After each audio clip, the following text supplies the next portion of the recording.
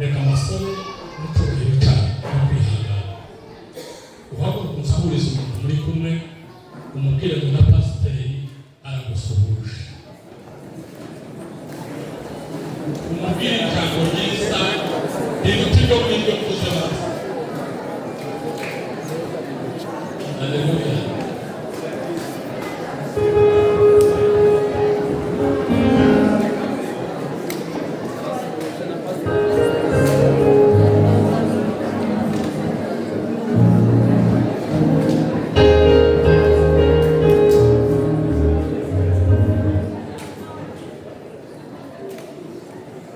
Imani hapi cyubahiro murakoze cyane singaho twese tuboneye akanya ko kuramukanya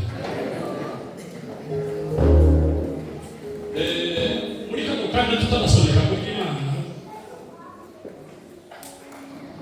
ndashimira Imana cyane kugaruka hano muhira kuko babivuze muzo kuri hano ni muhira hari amashengero intumwa Pawulo yagenderagamo kuko yagenderaga mu mashengero menshi ariko haramwe nawe ubwiwe yivugiye ngo yayageragamo akisanzura nimuvuge ngo amen akisanzura akamera nk'uri mu rugo yakundaga cyane itorero ry'Ifilipi ntangazwa n'amagambo Pawulo yaravuze ngo amaraso yanjye jewe Pawulo ngo yoba yagusukwa ku gicaniro bambura Abafilipi ngo nokwemera kuyafasha ni ukuvuga ngo yobapfiye kandi abigisha babiri y'abazoga n'icyatumye Pawulo avuga itorero ry'Ifilipi gutyo ngo nuko ryagiraga ingabire y'umunezero w'agakiza. Haleluya. Iri shengero ni shengero ushikamo tukumva twisanzuye uhereye kuri bishop kuba pastori bose kuba Kristo kugwaruka uherukana n'urwaruka rwantumye none niko numva amasengesho y'urwaruka ibyo hari akora nimukomereza Imana ntabwo icyubahiro ndashimira Imana ku bw'André abantu bazoza bagenda badasezeye ariko amazi arashuha ntibagirwe iwabo wa mbere abayagishika gutya turahurira urambwira uko wari waragiye utavuze Haleluya.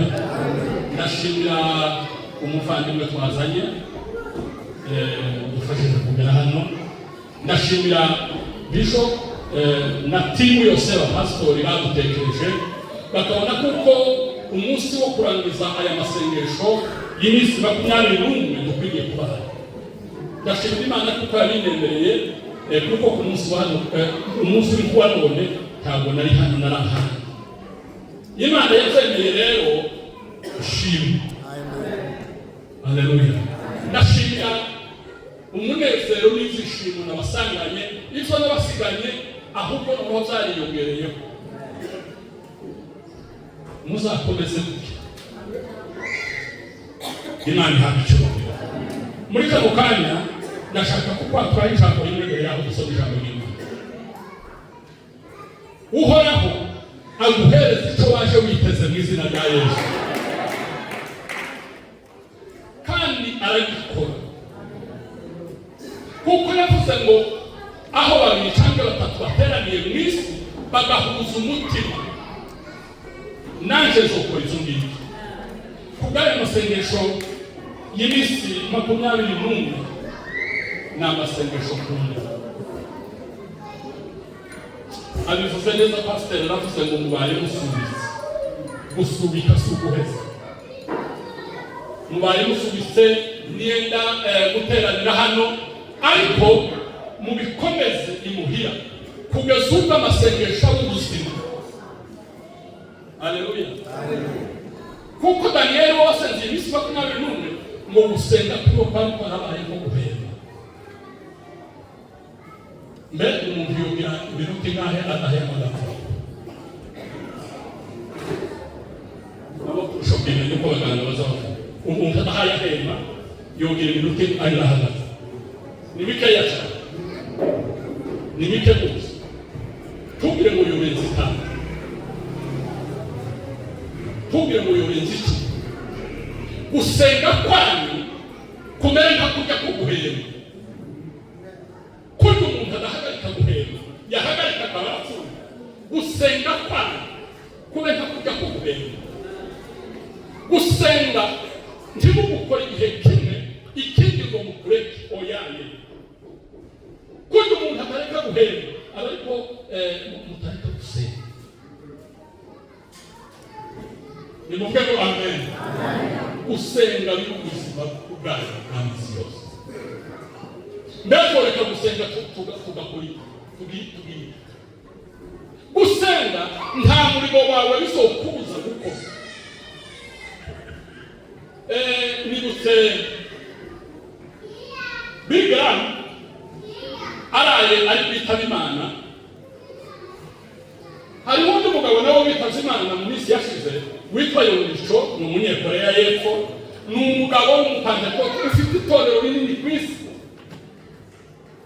yagiye kumusura aravuga ati uriya muntu ntiyopfa tutabonanye kuko Billy ni umwigisha ukomeye w'ikinyejana cya 20 yari afite impano yisangije ikintu abaswahili bita utakasi kwezi baravuga ngo impano yitwa kwezwa Billy yari akataje kurusha abandi kuturusha kwezi ni muvuge ngo haleluya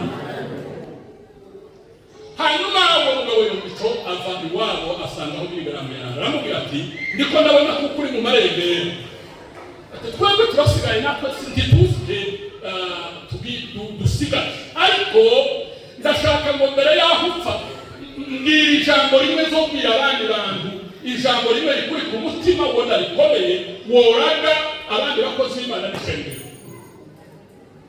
Billy yamusubije ijambo ryanejeje yaramubwiye ngo ntabwo nkubwira ijambo rimwe ngo ndakubwira amagambo atatu wasaze rimwe ariko ndakubwira atatu aramubwira ngo ijambo rya mbere ngo umenye kuko ariko kuvuga kwanje kwa nyuma ngo nubwire itorero ngo musenge nuko naheje yumvise atubwira ijambo rya kabiri ngo nubwire itorero ngo musenge atubwira ijambo rya gatatu ngo nubwire itorero ngo musenge atigacika aravuga ngo nta kindi kintu ushobora kuraga itorero ushobora kuraga n'abazokomeza umurimo narindi ni ijambo ryo kuvuga ngo musenge rutsibu musenge muvuge ngo amen musenge atari uko mwavuganye ngo musenge haba n'igihe abakuru banyu batoto baba babwiye ngo musenge shengero ry'Imana tugeze mu gihe cyo kuba imbere y'amaso y'Imana no gutumbira mu nyunga zayo tugeze mu gihe Pawulo yarabivuze sinzi ko nabasha kwivuga mu Kirundi ariko yaravuze ngo hazoba hari ubuhenebere buteye ubwoba bwo mu isi y'imperu ni ukuvuga ngo abantu bazoba bari ku mwuka wa nyuma wo kuva mu zizero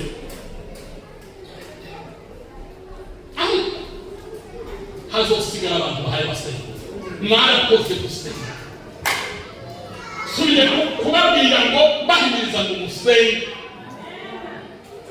Imana ishimwe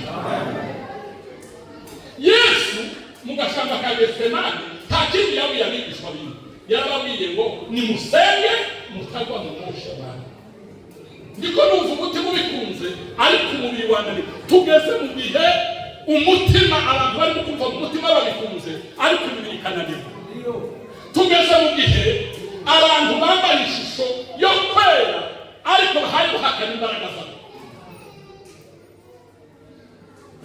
Pawulo gusoma igitabo kimwe kibwira amagambo kiravuga ngo mu gihe cy'imperuka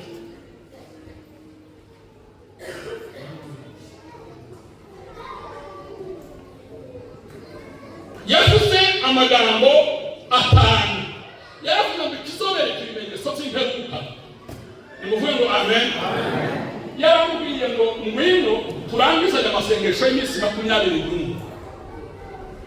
Bivuye hano kuri podium. Naje ayo masengesho nari nyarimo kandi n'ubundi ndashaka. Gusa sinzi umunsi uzoyavamo ariko nimuvuge ngo haleluya. Haravuga ngo reka mbahereze ibimenyetso bitanu bizobereka kuko imperuka yabaye. Ikimenyetso cya mbere ngo hazoba hari ukumva ijambo ry'Imana cyane. Ijambo ry'Imana rivugwa mu mashengero, rivugwa mu biterane, ibiterane by'abamama, ibiterane by'abapapa, ibiterane by'abaminisiteri, ibiterane by'abaririmbyi, ibiterane by'urubyiruko. Hazoba hari abantu barayumva amagambo menshi, ariko ngo abantu bazoba barayumva amagambo menshi ariko ataratera guhinduka.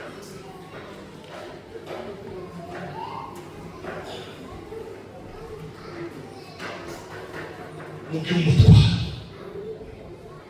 nimuvuge ngo haleluya. Nawe ugenda uzitegereza. Ubu ijambo ry'Imana riravugwa mu magroup, riravugwa ku ma YouTube, riravugwa kuri WhatsApp, riravugwa kuri Instagram, riravugwa ku ma TikTok, n'ibindi byinshi n'izindi nzotaza. Yego, no mw'ibarabara barasemerera. Ariko murabona kuko itorero rihaye rihinduka bingana n'uko rihaye ryumva. Yego, icyo ni ikimenyetso kidashidikanywa kuko imperuka zamaze kwinjira. Icya kabiri,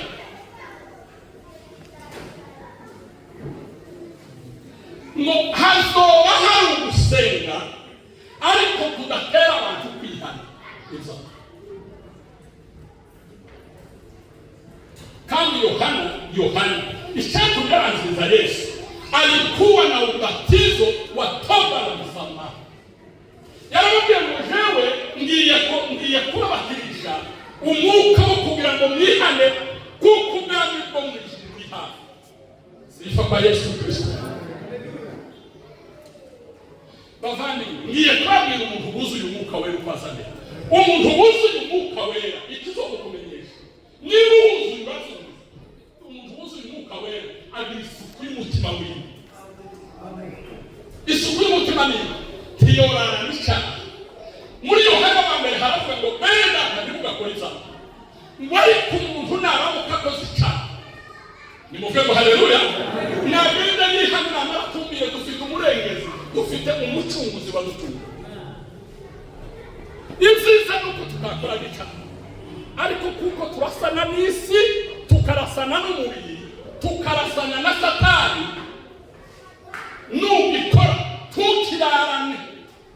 Umugabo umwe kera turi murenge, uwo muntu yamuhanuzi yafite ijambo rikomeye cyane. Yaratubwiye nko mu mwaka za 1986. Avuga ijambo ryanze kumva, aravuga twese tuzinga, mbo inka iyo zira ahantu hari isazi, hari ibihugu bijya bizirya. Inka yorambirwa no kwikubita umurizo kugira ngo yikurita azasana. Aravuga ngo nizaha ariko bimeze. Kurya inka itarambirwa kwizinga ngo yikure isazi zihaye zirya. Ariko n'umukristo atazozarambirwa kwihana izaha bikurwaho katakundi isazi. Ikintu tubisingisha tukazikuraho n'ijambo ryitwa kwihana. Yobu yaravuze ngo ariko jewe Mana wowe nitegereza jewe ufugotomera izaha ufugotomera amazi. Mbega Yobu yavuze gutyo ariko Yobu yakoraga izaha cyane, ariko rimwe na rimwe zamugwaga. Umuntu wuzuye umwuka wera tiyorara rica agira isuku y'umutima. Umutima we azara usukuye gacha bitao akawusukukira gusuku. Imana duhereze umweto gusukura imitima yawe. Ijambo rya Gatatu izo kweka imbere ukabye ijambo rya gatatu kandi izo ngizo bimaze kudushwara.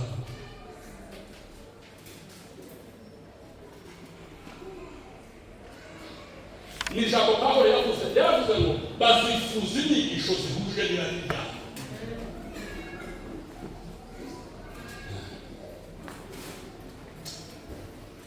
Imana itubabarire.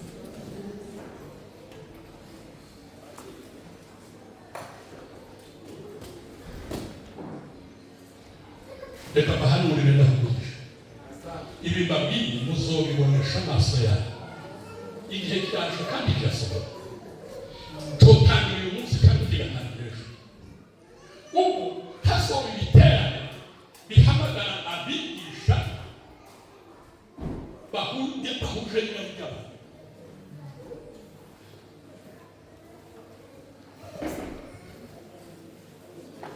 Icyo mukibona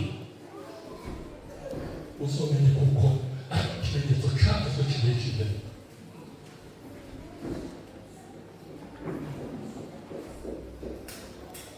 Reka mvuge ubuhanuzi. Turi mu mwaka w'ibihumbi bibiri na mirongo ine na gatandatu. Muhanuzi imyaka 10 nishira tuzoba dufite inyigisho zitari izi ngizi. Ubihanuzi imyaka 10 gusa nishira imbere yawe. Abantu bazoba bahayigishije kandi azozahaguruka ayisomemo aya kubisobanura azosobanura ntabwo ari ibisobanuro bihuje n'ijambo ry'Imana. Oya, azosobanura ibisobanuro bihuje n'ababwira kandi bihuje n'imfashanyo. Hazoba hari inyigisho zitwa kugoreka ubutumwa bwiza. Abigisha bahuje n'irari ryabo. Chaka hazoba hari gukorera Imana gushingiye ku nyungu z'umuntu zitari inyungu z'umurimo w'Imana.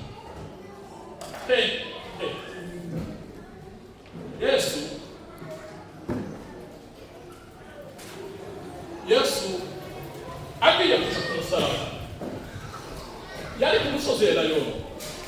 Yari yatumye abigishwa be ngo mugende kuri kiriya kirorero murahasanga indogobe imwe n'inkuru n'umwana wawe, mugenda muziziture muzizane. Aho ngaho Yesu yari akoresha ijambo ryitwa kumenya. Ntabwo ari ukwereka, ni ukumenya. Kwereka ko kohuza amaso nawe gutya nkabona tablo y'ibintu zawe, cyangwa nasenga nunamye nkabona tablo y'ibintu zawe. Uko niko kwereka. Ariko impano yitwa kumenya ni ukuntu kugira ngo genda ahangaha kuri iyi rompo izamuka hariya haruguru urahasanga abahungu babiri, umwe yambaye ishati yera undi yambaye ishati y'umuhondo, ikirato kimeze gutya, nkababona kandi mwicaye hano. Niko ijambo ryitwa kumenya. Nimuvuge ngo amen. Niko jambo bazabiye n'icyo kibazo zazo mu bagiri hano ya mutanguzi. Yesu abona izo ndogobe kandi ari ahantu baragenda bazinza narasuye yuriye nukuba uva ku musozi Elayono wishira muri Yerusalemu hari inzira zibiri. Inzira imwe yaramanukaga ikishira ku rusengero, iyindi yaramanukaga kwa Herode mu bategetsi. Noneho yasubiye nta ndogobe abantu bose barashobora gukora bavuga ngo hahirwa uje mu izina ry'Uwiteka Imana ishobora zose. Haleluya. Nimuvuge ngo haleluya. Amen. Abayuda ngo baravuga bati uyu munsi tunakombolewe. Nukuba bagiye kuja kwa Herode abakingoma abiduhereze twebwe abisiraheli. Ariko Imana ubwami bw'Imana yashakaga Yesu Kristo ntabwo ari ubw'Abisiraheli bashaka. Aho kumanuka mu kwa Herode yaramanutse yinjira mu rusengero. Abayuda ngo baravuga ngo kuri imbaraga y'umuntu iyo yazikoreshaga kugira ngo atokore. Naho ngaho inama zo kumwica zatangiriye baravuga bati uyu nguyu ziriya mbaraga afite ntacyo zitumaye. Ngo yinjire mu rusengero atangira gusuka, ngo asanga abahaye batangariza n'inka n'intama, nibyo bintu bibiri yavuze. Arasubira asanga abahaye batangariza n'inuma, asanga abahaye bavunja ifeza. Nimuvuge ngo amina. Kugira ngo zinkani ni bene zazaha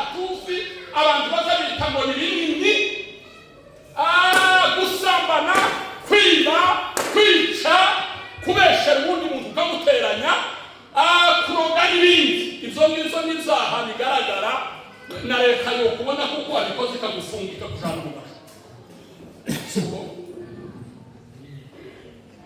Ibimeze nk'intama. Yesu yaravuze ngo mw'abafarisayo kubera iki muza mwambara impu z'intama kandi imbere muri amasega ryanyu. Mbega isega ni iki?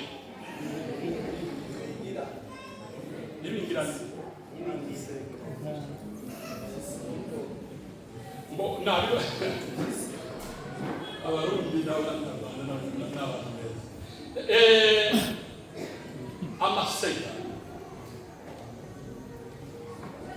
mu yandi magambo make reka mvuge uvuze uyu muntu ngo isega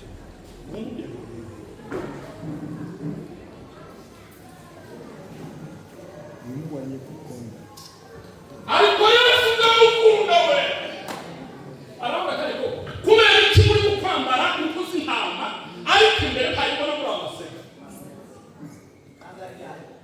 kandi ajyana hasi ajyana ngaha ngo kwambara uruhu rw'intama ni ukugira ngo kwambara uruhu rw'intama ni ukwiyerekana imbere y'abakristu.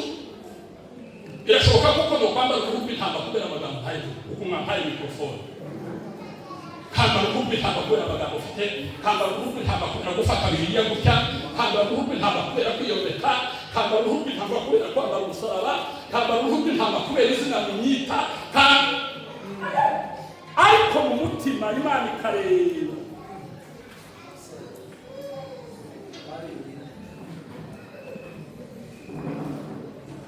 Niko cyatumye Yesu afata na za ntama arazisohora. Nimuvuge ngo amina. Ngo hariho n'abari kubadandaza inuma. Inuma ni ikimenyetso kibi. Iyo batora inuma hari ni ikimenyetso kibi. Cyangwa wera. Mu rusengero hari abahaye badandaza bitwaje umwuka. Bakadandaza impano, bakadandaza iyerekwa,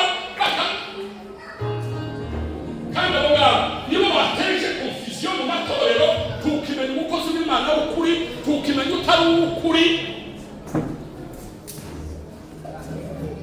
Umuntu araza mu rusengero yarwaye kuko mpamvu uwo mwana n'abarwaye bakamushingirira ngo babonye icyo yarwaye, ngo babahereza amafaranga ngo kugira ngo bakureho icyaha. Aya magambo saha ngaha ndavugiye gusa no kuringinga narayavuze kandi izoyasubiramo.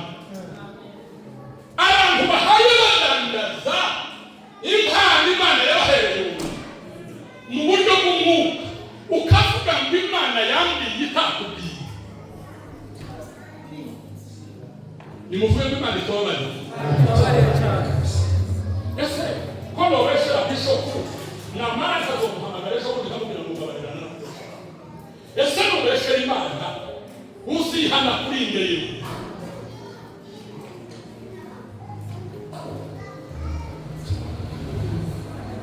Azana nazanuma zose azicishaga mwigisha ugenda mushigamusha nzakubwira uzi utandukanya amagambo hayubwirwa aribwirwa ngo Imana yafite kandi yagize gute umubigize bitazagize bite. Uwasumuka ni inuma. Bwira mugenzi wawe mwicaranye ngo sumuka ni inuma. Ni inuma ni ibikangariro ni ibikangisho gusa.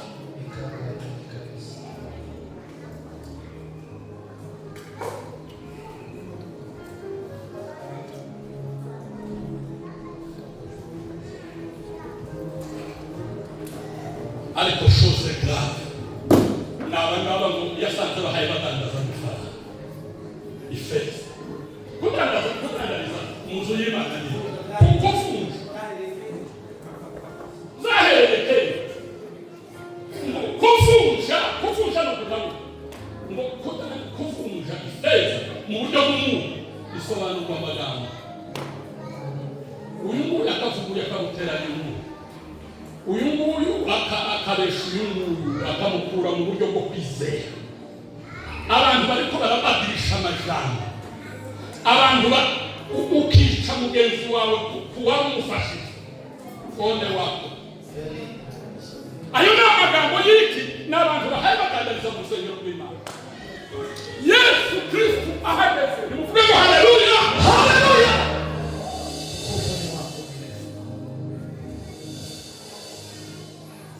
Aragenda fata za ntama za numa ngo afatana y'amafaranga bari ko bafungisha. Zose babigira gute? Abisuka hanze. Ahadama bavuga ngo Yesu umugozi arabakubita. Yabakubitaga badahari. Ngo yari yuzuye autorité spirituelle. Yari yuzuye ubushobozi bw'Imana. Igihe batangiye gusinga umugozi, bose barahunga gufatwa n'ijosi. Imana ihabwe icyubahiro. Haleluya. Yakubitaga batahagaze.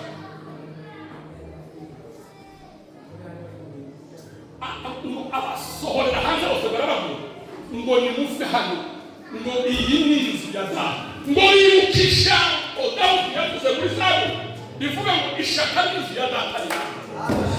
Kandi ibitutsi bagututse Imana zaraje bisohora. Ekani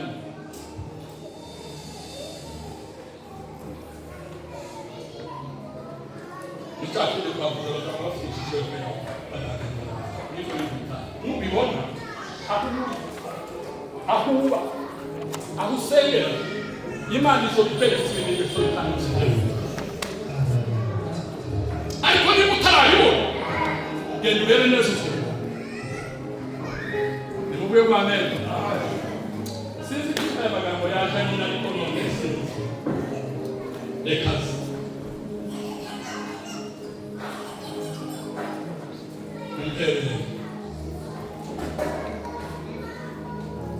Yohana 5:5. Iri ni jambo tugiye kurangiza. Ni rugufi cyane amasaha dusohokeraho nayumvise. Ni ibiganiro bikorwa bikwiriye gukorwa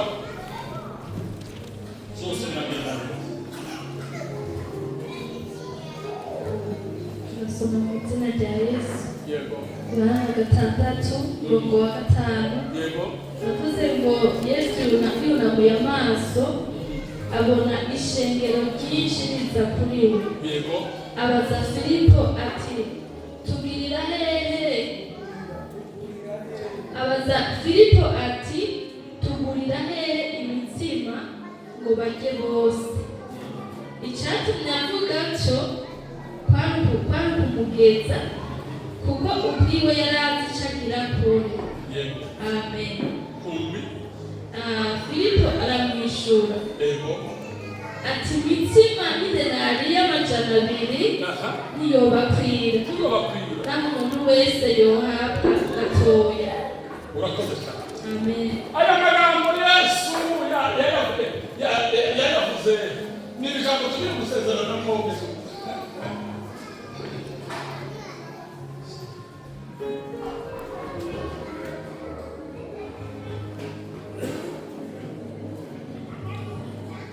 Akufatia mikrofoni kugira kugira tako.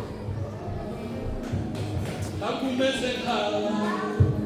Bivuguruza aufite mu kiganza na uzamuramo iri sezerano kwibasira abana banyuhu sinzabarangarana. Haleluya! Haleluya! Cyane nasigaye kuri iryo jambo rivuga ngo ntabwo umeze kala. Yes. Hari ibindi bintu by'abantu bivuga ngo abiringira abantu barahanga amaso bakabakoza isoni. Abiringira abantu barabahemukira ndetse babahangama.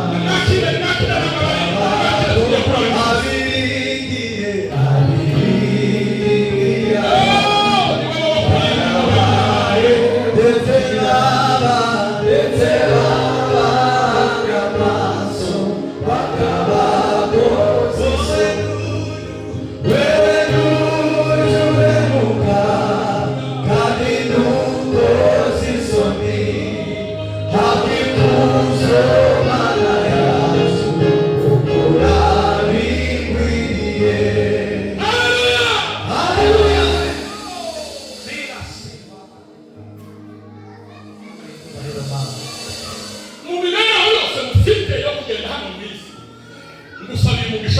gendana na Yesu mu izina rya Yesu. Kuko iyo ugendana na Yesu niwe uzumenya igisubizo ushaka aho kiri.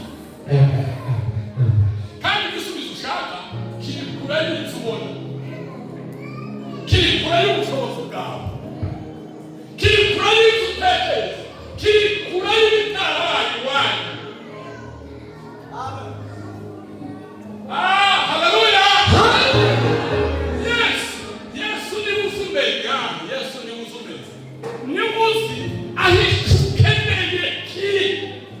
Iyo utari kumwe nawe rero ntiwohamenya we.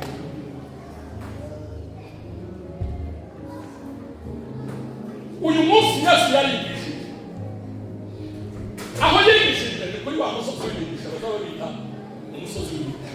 Hahandi Yesu yavuze ngo hahirwa abantu bari mu mitima, hahirwa. Abantu bamenya kuko ari bari iki kintu cyakigaragaza bityo. Yesu igihe cya Yesu nta televiziyo yari ihari, media yari ihari, WhatsApp yari ihari, telefone yari ihari, amafishe yahari.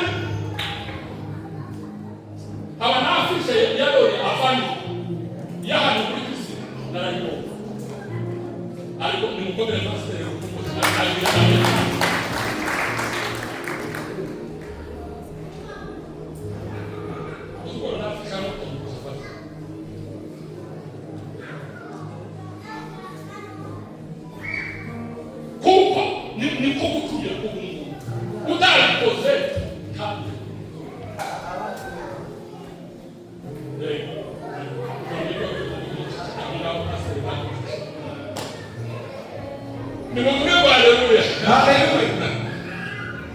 Yesu hafi. Ese aba bantu baje bakuzura bakajya ibihumbi bitanu. Atabatuye ntiyabatumiye babimenyeshejwe n'iki. Nuko ngo imbaraga zari muri Kristo. Ni mu rwego amen. Nizo zaga nazituye. Abantu bagaze bareka aho ageze, ahashitse. Bakahumva hakabamotera bakagenda bakurikira umwota n'ubushobozi bwa mbere bwari muri Kristo Yesu. Haleluya! Yesu arigisha biratinda, abantu basohotse. Kandi ngo baje guharura abantu baje baharura abagabo 5,000 batabariyemo abagore n'abana, abagabo 5,000. Nigeze gusoma agatabo k'igiswahili. Uwo mwigisha aravuga ngo nguga abagabo bari 5,000, ngo ni ukuvuga ngo ushizemo abagore n'abana ngo bari nk'abantu 21,000.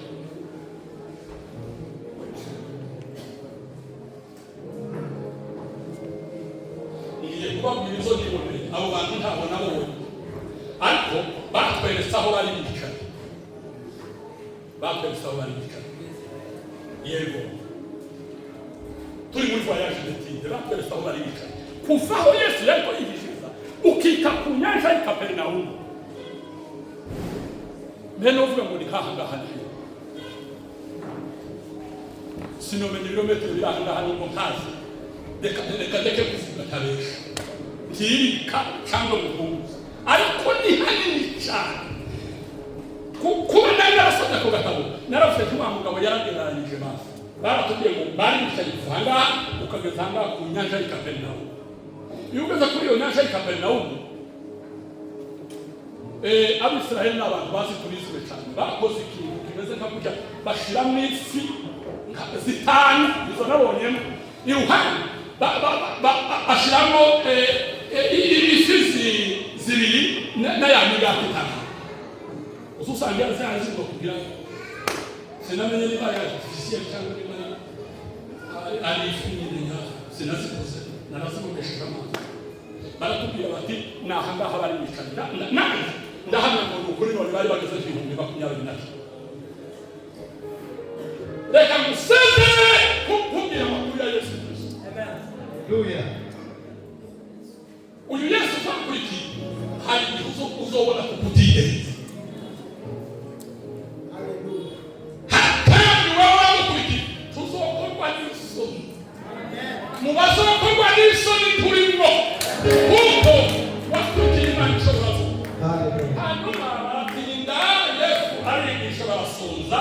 abana batangira kurira, ababyeyi barabosa birananirana, abantu batangira kwayura. Urabona abantu 5,000 bari abantu 5,000 bakayura so n'inzara kukomeza rero. Hanyuma Yesu ahamagara umugabo witwa Filipo, aramubaza ngo Filipo, ngo twokura hehe ibyo kurya zo kugaburira abantu bawe? Yesu yagaga yishira imbere kandi ashobora byose. Nubwo we yarazi ishari gukore, ariko ntabwo yavuze ngo ntiyakiza. Acarubiza Filipo kuko baramufatanije. Aramubaza ngo mbese niki ufite kugira ngo tugaburire abantu bantu tutabari ko bakagenda bakabaza? Filipo aramubaza umutambyi. Nishoka kumwira Filipo urigisha zabonaga ngo yabaye nk'ubwenge ruhande abaza umukuru wabikaga amafaranga ngo aramubwira ati dufite amadenariyo 200. Yamabwira Yesu ati amadenariyo 200 niki yogura kugira ngo tugaburire abantu bangana. Ariko ngo Yesu yamubajije gutyo ngo kwari kumugaragaza Yesu ngo yarazi icyayi. Ibi bintu byose biri kuja mu bitekerezo byawe, mu byiyumviro byawe, mu maso yawe inzoga, mu matwi yawe icyo bakubwiye. Ibyo nawe ubona kuko bidashoboka ni ibikugeza, ariko Kristo arakubariye muri uno munsi wo kurangiza aya masengesho ngo azizagiye gukora Imana ihabwa icyubahiro, azizagiye gukora adashingiye ku gitekerezo.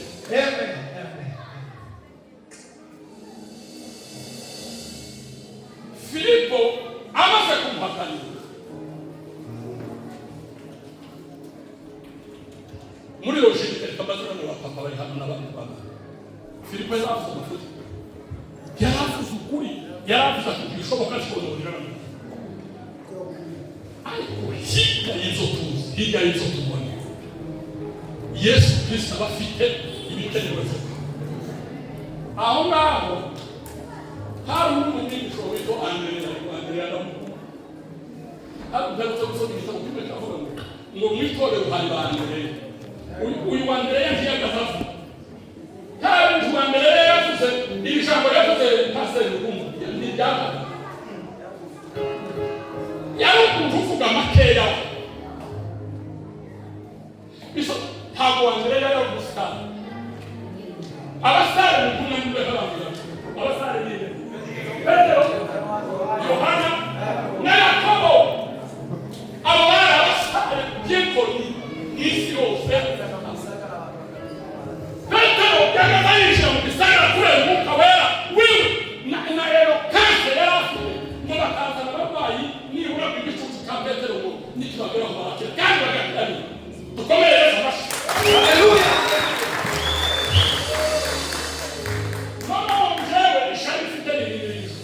Nini igicucu cya Petero cyarakizaga abarwayi.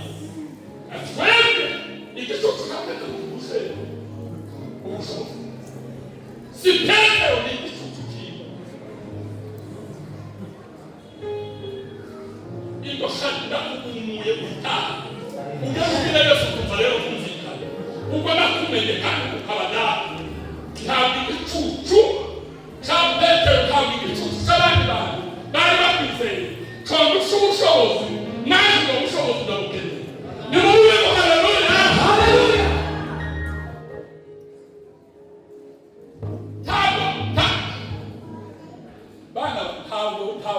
Ntabwo Andrea yari umusitari.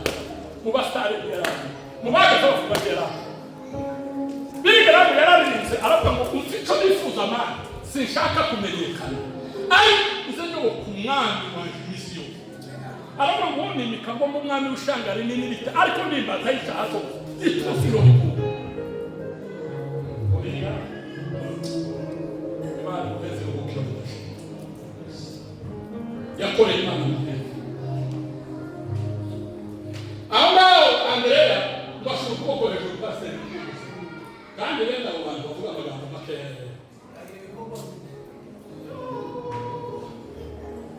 Ariko gusoma igitabo cyitwa ngo imbaraga zo guceceka.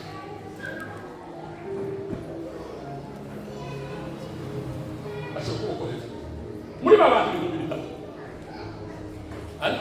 mugabo none umuntu yoshobora ukuboko hejuru mu bantu 5,000 uko kuboko kukaboneka kwarishaka kwari kuzuye ubushobozi harimo gushika hejuru y'iboneka Yesu aravuga ati sawa wewe Filipo izawe nazo bisho wewe Andrea sekwa ushyira ukuboko hejuru aravuga ngo mwana naje ntazokurya afite abandi bigisho ngo bangatangira kumukritika aravuga kritika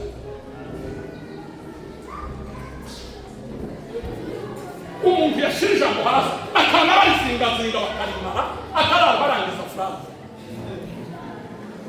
ngo none ko wahayasabye zo kurya kutabifite urengereje kuboko aravuga ati no hano nahabonye umuhungu Yesu ataha uwo muhungu yari tugenda kurisha ifi n'imigati namubonye ahangaha kuri bene abana bazabajana bene turiya Yesu ati wamubonye ati wamubonye ari hano mu kutano ego Yesu baravuga ngo nimunzanira aragatoka bakakomanda nzasohoka ngo Petero yari mwene nyina bavuka baravuga atari ko Andrea uruko sasone pande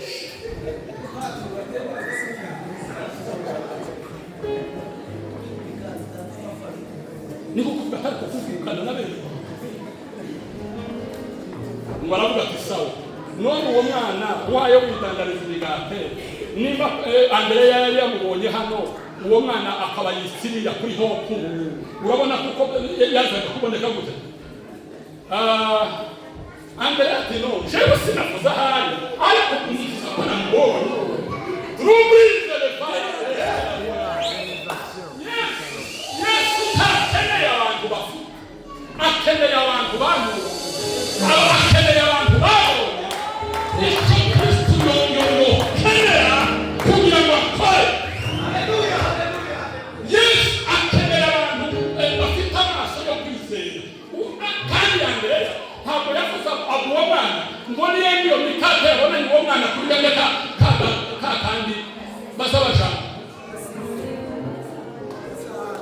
kagasahani none Andrea uragira ngo yarazi ngo abantu 5,000 baraka ariko yaravuze icyo yabonye mbwirira mugenzi wawe wicara mu burebe mu maso ubwire ngo uyu munsi kuri cyo ubonye tutabonye ntukivu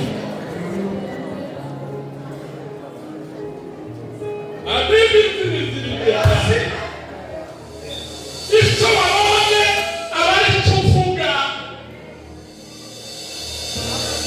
icyo wabonye abari gukora Yesu ntaza gusaba gukora icyo utabonye kandi ntaza gusaba kuvuga icyo utabonye vuga icyo muri aya masengesho afite hejuru wabona ni muvuga ngo haleluya uko ngubwo ngo babihaye bavuga no Yesu yari afite imbaraga zawe aba yakuye wa mwana Andrea ati dore nguyu Yesu ahamagara wa mwana ati nizo kugurisha demo sawa biguhereze uze kundeba nyuma y'akazi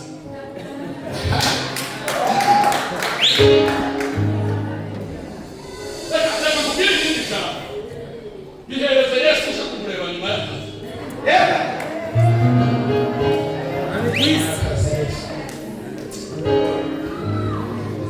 bihereze Yesu abikoresha akazi wowe umurebe nyuma y'akazi ubone kumenya Yesu uwo ari n'icyo amaze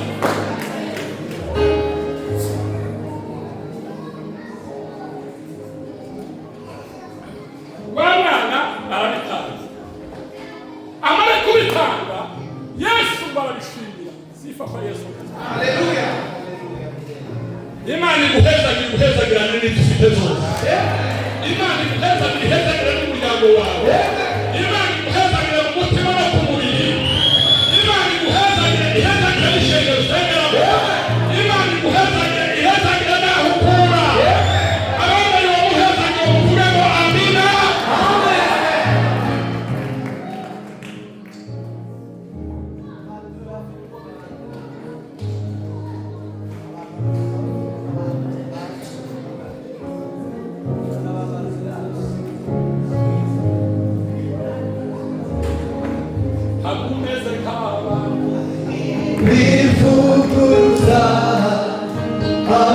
Washyize mu kiganza nawe uzabageraho ibisezerano n'ibyanyu abana banyu sizabaragana. Yesu barabishimye muri uyu mwaka heza igihe ufite n'izina rya Yesu wamara kubihezanira erega abwira abigishwa cumi na bane ngo nimwicaze abantu.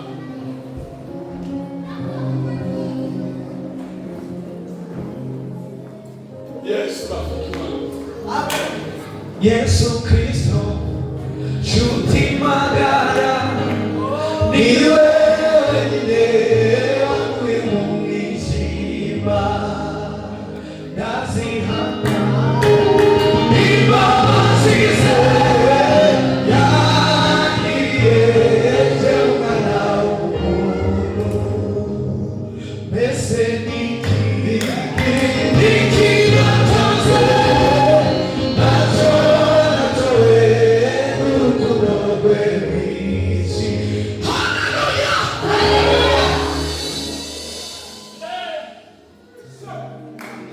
narusohora bavuga ngo Imana imufashe ntanezerwe Byananiye kabisa. reka nawe kuva ku gihe maze n'inyigisho nimuvuge ngo haleluya.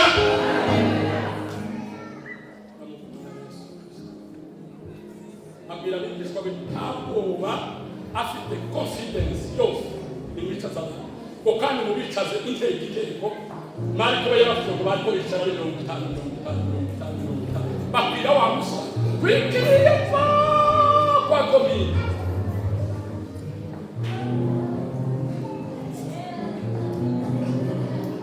narahageze ndareba ndavuga ngo Yesu ukwizera si ukwiheba. Wamara kubitaza ashingira ya migate aragenda ngo yihereza abigisha bamwe bahereza ya misima abandi bahereza zafu umugaho ni muri banyamu kandi na Filipo yari ahari na Toma yari ahari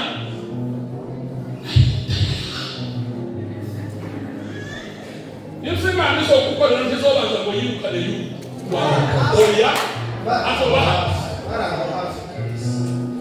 Imana igiye kumukorera ntabwo uzirukana Filipo n'ugatizeye oya bizomureke impande rwawe awe mshuhuda wa mambo yako.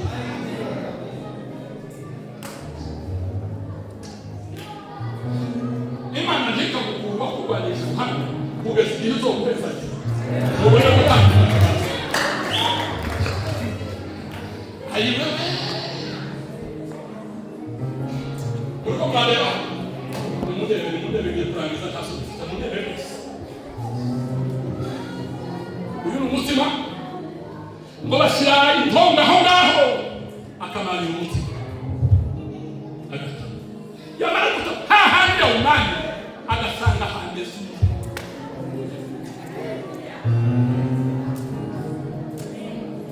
Yesu utameze nk'abantu Yesu utazabivuguruza ese Yesu waremye ibingibi byose yonanirwa kukuremera umutima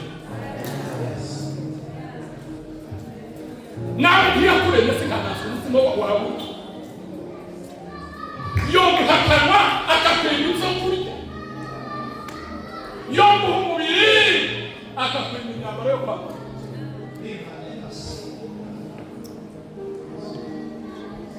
nzabwira abantu ngo umuntu nakubwira ngo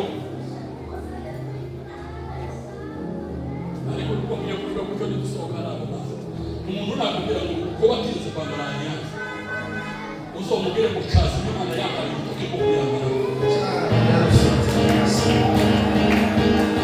abantu bakora kandi gukorera bakataye bande mu maso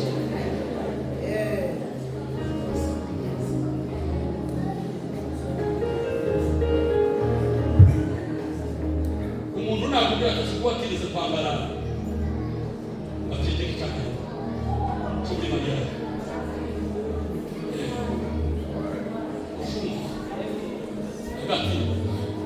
uzomubwira ucaza afite umutwe wo gukanda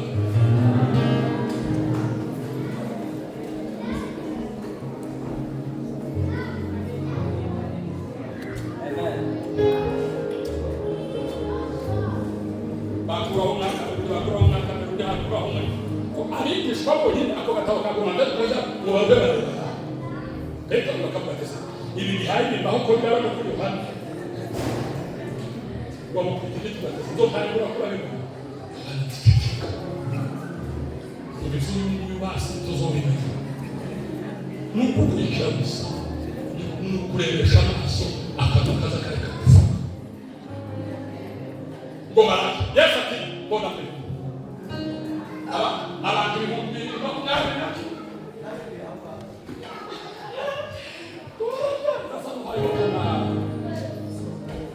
kandi nanjye n'abasore beza abasore bazi gufungura hari abasore barutanze gufungura urukuraga ngo rwara abasore bajya bose ariko bafungura kumwe hari abana bafungura bakagutera imbabazi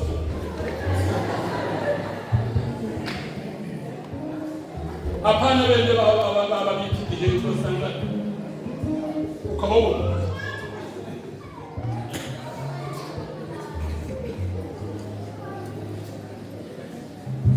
bamubwira uti yo mbere ubona wahaza utarajya nabo bandi bamaye ngo baravuga bati onesesha ubwo tubibonye muri ki hari abantu batangira ngo none bari guhindurwa mu kurya nyakurya agafata umukanda kawo agafata isi akayiha barajya vuga ngo barajya kurya ngo barajya abasore bari aho ngaho akaza aje gufata umukate amaze aje gushyira mu isi kera umukate wagezeyo barajya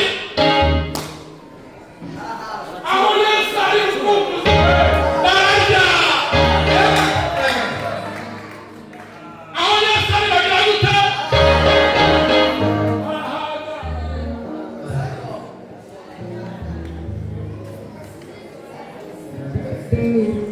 mwami Yesu ukave mu kanisa rya Pisia mu izina rya Yesu Kristo uzogera hangaha azosubireyo yahaze uzogera hangaha yakanganyikirwa azosubirayo afite ibisobanuro byiza uzogera hangaha yambaye ubusa azosubirayo yambaye izina rya Yesu Kristo w'inazareti Imana ihabwe icyubahiro haleluya uzogera hangaha azohore Kristo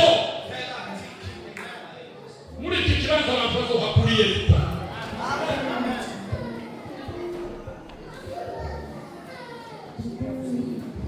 ngo barajya batangira gutureka hari ufite umubiri hasi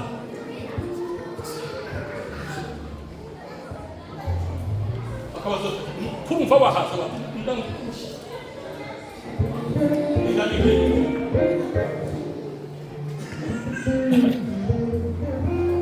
abo mugoretse kunsetsa kumuzura rero bagirinda nini tuzoza ngo hari umwana umwe batubwira bati bibwira bashiteye abaziranye uwabe gushaka hari bashitse gushira fitina kingi wa mwana aragenda tese abantu ngo baje kurya asubirayo bagenda abwira mama wiwe ati abari hariya bose bari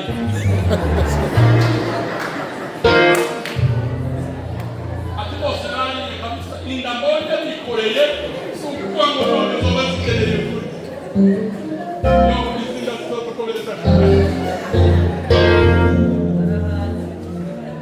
barahaze kabisa abo bantu bose barahaze n'ababonye barahaze Imana izoguhereza ikintu Imana ihabwe icyubahiro haleluya haleluya gituma umwanzi atagutanga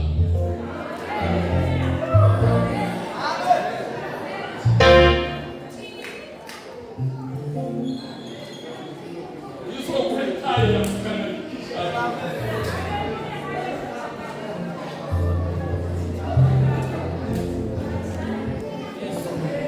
Imana ihabwe icyubahiro hari n'umutikome kibida batangira kwinofu abisiza afashe mu menyo abimikati afashe mu menyo abo Yesu ari bari inofu kandi barasigaza vuga ngo barasigaza Imana iguhereza izi zose utanga n'izo zose usigaza nimuvuge ngo haleluya haleluya reka ndangiriza hanga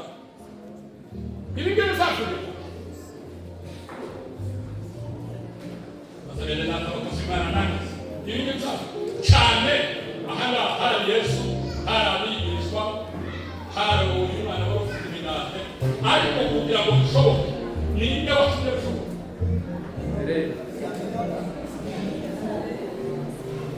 ababaze barambye ngo ni Andrea wataze message mwebwe Andrea namwe ko mubona kanibana zabarebe umuntu wigira kamaro donc denominateur comme dit ni de muri yes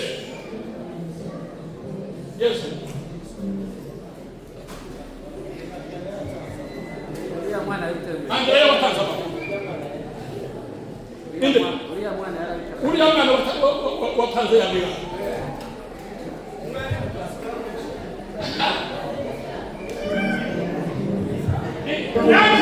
naje kumwigisha nta gusobanuro nta nazo bitanga ndamutse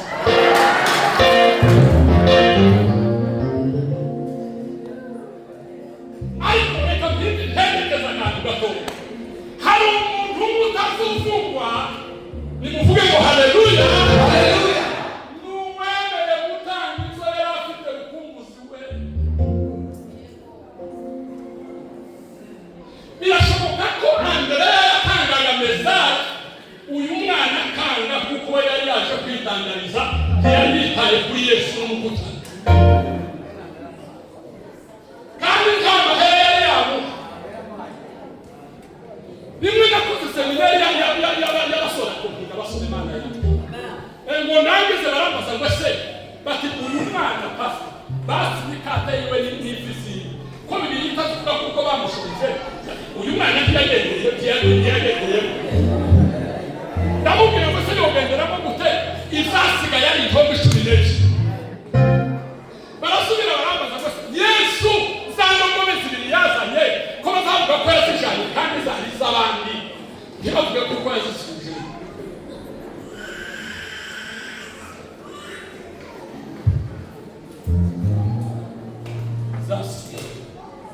yazikoresheje igikorwa mu buzima uyu mwana yishubiyenze uwo munsi ni wo munsi yungutse gusumba iyindi minsi yose yacuruje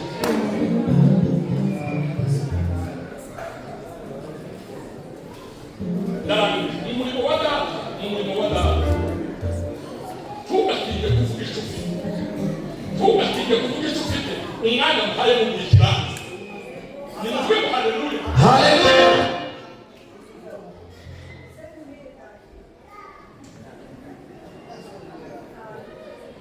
Imana iguhereze umugisha mama wawe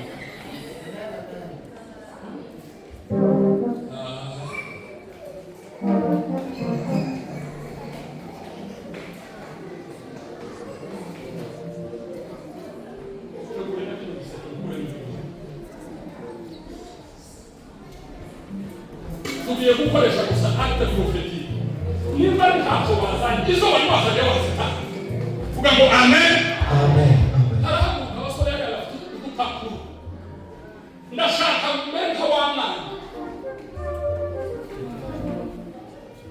ndashaka kumenya wamwana niwe yamaze gutanga senti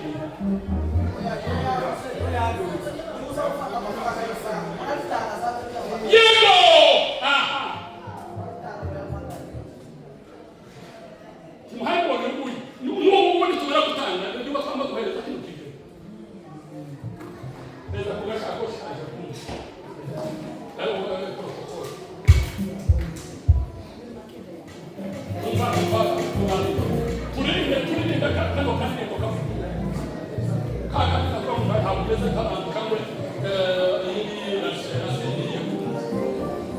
Yesu Kristo